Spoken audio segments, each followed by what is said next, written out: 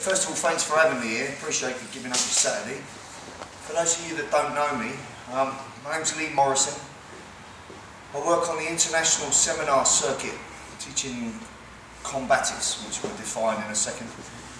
Basically, primarily I teach civilians, but I also work with law enforcement, security and military groups. I work all over the world. I've got about 25 instructors, but I'm based in England. Predominantly, everything I teach is for the street. So you need to understand that what I teach is not art. It's not art for art's sake, and it's not sport.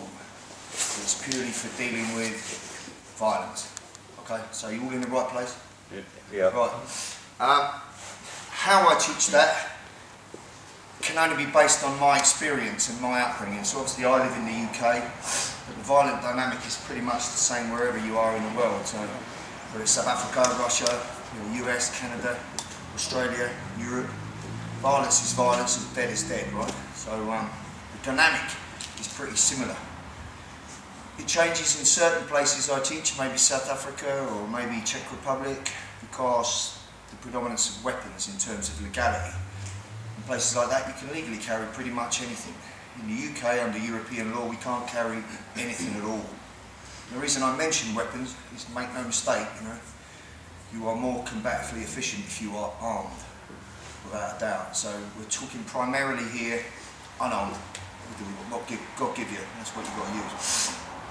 In terms of my experience, I've trained for 33 years now, since I was 11, 12 years old, in a variety of martial methods, both Eastern and Western. I've looked at pretty much everything: Indonesian, Thai, Malaysian, Filipino, Japanese, Okinawan, everything. And also a lot of Western combatives, including methods of Western grappling, Western boxing, and later Western combatives. I'm fortunate enough to have trained with some of the best people on the planet, and everyone has given me something. I've formed my curriculum under the combatives, and what I'm going to give you is, in part, some of that, which is basically the conclusions I've come to. The training, although useful, was not as useful as the education of working 14 years as a nightclub doorman, where I quickly learned what worked and what fucking doesn't. You understand? Also, I'm pretty much a street kid. I left home when I was 13. I left school when I was 13. I was brought up in East London, and like many of you and many others, the inevitable journey from adolescence to maturity taught me a lot of things. In terms of conclusions, after all that time, there's three main ones that I can give you, and they're really simple. The first thing is, I learned at a very young age, people only treat you the way you let them. You understand? So you've got to set your stall out to a degree in life. That doesn't mean, puff yourself out and be arrogant and everything else. Be a good, humble person, but understand that if you look like food, you'll get fucking eaten. So people will only treat you the way you let them. You understand? That's one lesson I learned. The other lesson I learned, particularly in the sense of dealing with violence, is the very first thing you've got to do is get your fucking head right. You've got to get your head in the fight. And that's a pre-fight perspective thing, which I will talk about all day. Do you understand? The difference between combatives and other self-defense methods is, combatives is 90% attitude, 10% skill. The skill's not important. As long as you can fucking bang, it's all about this, really. You've got to get your head, heart and your balls in a line if you're going to successfully deal with anything. Do you understand? In a physical sense, what I learned is, learn to hit fucking hard first. The first with the most is most certainly the best. So primarily, in terms of what I will deliver to you first, is what I give to anyone first, is the dynamic, if it gets physical, of being proactive. You need to be the feeder in this relationship, do you understand? If you wait for somebody to do something to you and you are now defending or reacting, you are fucking losing. So most self-defense classes begin when somebody's already doing something to you. The guy's already grabbed you, he's got a knife to you, he's already punched you, you're in a headlock, he's already put you on the ground. And now you defend. Does that make sense? You recognise that? Well, my question to you is, how the fuck did you get close enough to me to grab me or touch me in any way? Why didn't I see you coming? And if I had saw you coming, I would have done something about it first. Does that make sense?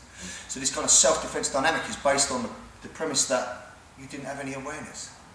And awareness and observation is everything. Because the bottom line is, if you don't see it coming, it doesn't matter what your skill set is. It doesn't matter how big you are. It doesn't matter what weapon you carry. If you don't see it coming, you can't fucking deal with it. Simple as that. You get ambushed, it's done. Do you understand? So, the ideal is that you have good observation, good awareness, good threat recognition, so you can spot anything and possibly avoid it. Or if not, de-escalate. Because all consequences of violence are shit. If you can't escape and you can't de-escalate, you have to fight. And if you've got to fight, you should fight until there's nothing left to fucking fight about. And that's a mentality thing. Do you understand? That's also driven by a principle thing. And the principle dynamic for your use of force, preferably, is for you to be first. Because if you're first, you can continue going and you can finish it. And that's the dynamic of how a predator works in the street. But of course, even monkeys fall out of trees, and it's not always possible to be first. So you have to train the what if.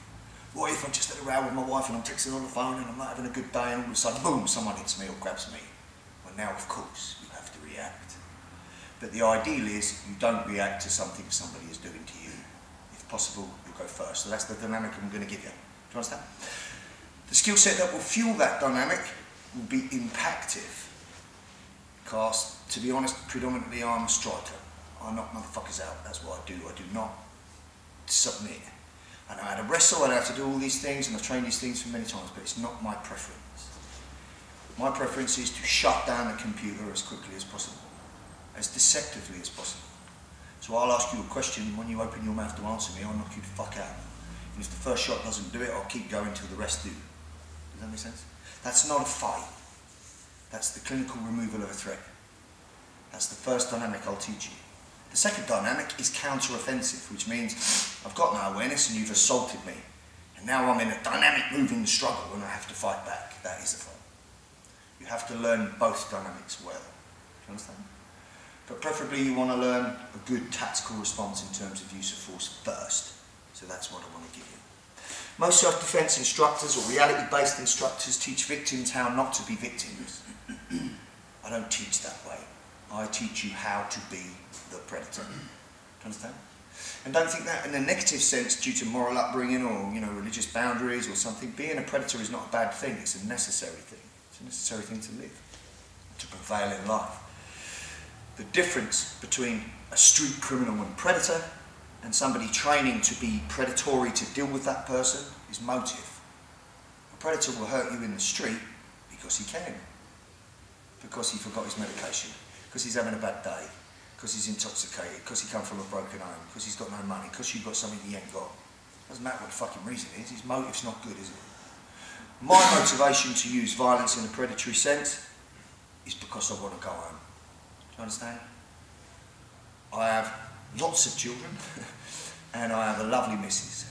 I want to go home. And there's no way I'm going to allow you to prevent me from going home. So I will use a predatory dynamic in order to get home. Because if I could have escaped, I would have. If I could have talked you down, I would have. It's not a case of ego, it's not a case of retribution. You're still knee-jerking with ego at 45 years old, you want to have a fucking chat with yourself. It's not that. You know? If you make me a cornered animal, I'll steal your fucking face, simple as that. In order to do that in a predatory sense, I have to be worse than the person I'm dealing with in the moment. Do you understand? So what I always say is, in order to train to be predatory, you have to understand predatory behaviour.